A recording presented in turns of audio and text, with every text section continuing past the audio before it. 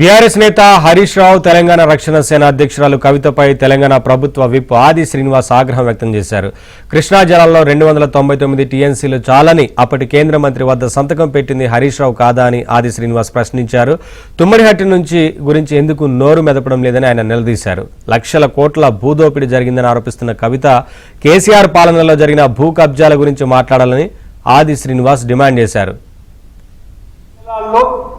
299 TMC చాలని మీరు ఉమాభారతి గారి దగ్గర కేంద్ర మంత్రి గారి దగ్గర సంతకం పెట్టొచ్చి ఈరోజు తెలంగాణకు కృష్ణా జిల్లాలో మరణోశాసనం రాసింది మీరు కాదంటున్నా. అలాంటి మీరు ఈరోజు గొప్ప గొప్ప మాటలు మాట్లాడే ప్రయత్నం చేస్తున్నారు.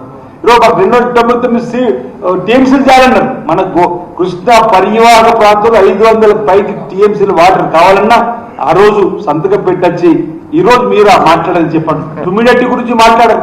హరీష్ రావు గారు ఏదో ఊహించుకొని మాట్లాడుతున్నాడు కానీ కనిపిస్తా ఉంది. ఏదో ఊహించుకొని మాట్లాడిన మాటలు సబబు కాదనమాట. 1,00,000 కోట్ల భూములు కబ్జాలు జరిగినాయని చెప్పిన మాట కూడా అంత సత్య దూరమైనటువంటి మాటలు మాట్లాడే ప్రయత్నం చేస్తుంది. ఒక మాట కవిత గారు పార్టీ పెట్టినప్పుడు ఆ 10 ఏళ్ల పాపం పరిపాలనలో నేను పాలు పంచుకున్నందుకు ప్రజలకు క్షమాపణ కోరుతున్నారని చెప్పినట్టు మాట అన్నప్పుడు ఆమె ప్రజా సమస్యలపైన తన పార్టీని ప్రజలకు తీసుకుపోయే ప్రయత్నం చేస్తుందని చెప్పి అనుకున్నాం.